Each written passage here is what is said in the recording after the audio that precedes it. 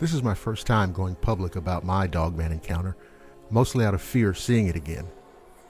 This took place roughly 14 years ago. When I was a kid, my family moved out of the city and moved to a small town called Deer Brook, situated on the outskirts of Antigua, Wisconsin. Our house was surrounded by woods on three sides and a river and field in the back.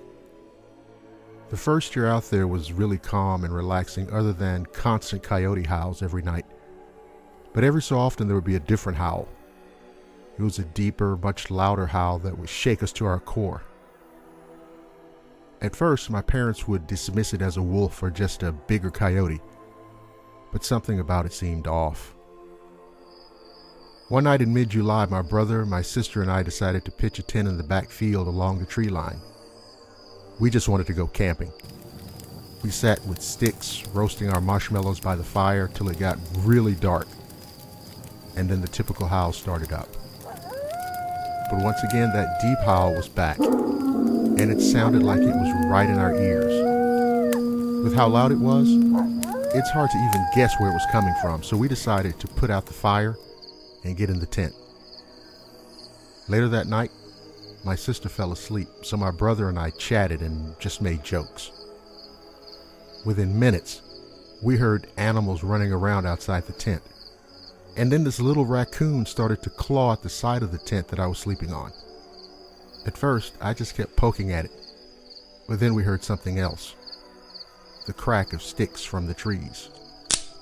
At that point, my brother thought it was a bear and told us to be quiet, and woke up my sister. We started to hear footsteps coming closer and closer, and pretty quickly, they were right next to me.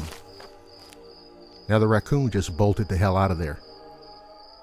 And then there was this strange odor coming from somewhere, and it smelled like copper, sulfur, and a wet dog. It was almost overpowering and made me feel like I could throw up. Then we heard our mom calling us, and as she shined the flashlight on us, it revealed the most unsettling thing I've ever seen. The shadow of this thing was shining through our tent, and it was massive. It had pointed ears that were tilted back like a dog on the prowl, and its hands were human-looking with long fingers that ended in a point.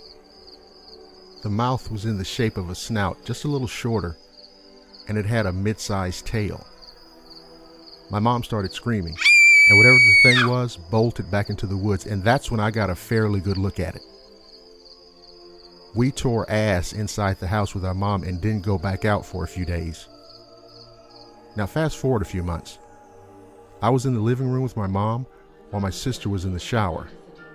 We were watching Wheel of Fortune or some game show like that when my sister screamed, "Bloody murder." My mom jumped up and went to get her. She pulled her out of the bathroom, and I got curious as to why she was freaking out, so I went in to see. Above the shower is one of those super small windows that only a small head could fit through. And in the window was a set of red, glowing eyes staring down at me. Holy shit. We stared at each other for what seemed like a decade, even though it could only have been a few seconds. Now here's the weird thing. I didn't feel fear, but more like curiosity. And I didn't feel like I was in any danger at that time. And as my mom came in to get me out, the eyes turned away as well. Now that night was a kind of gloomy night. It wasn't very windy, but there was a light drizzle. Later during the night, my brother and I got woken up to the window being opened. It was locked beforehand, by the way. After that, we just closed it and went back to bed. It happened again and again, like 3 more times, and each time we locked it. But the final time was the worst. It flung open so hard that the glass shattered, and then we saw the thing that pushed it open. It was that same monstrous hand from the tent, but I could see it clearly now. It had matted black fur, or hair rather, covering its whole arm. The skin on its palms was like a light tan, and the claws were easily 5 to 6 inches long. And on the bottom of the window, I saw its face, or what was showing of it.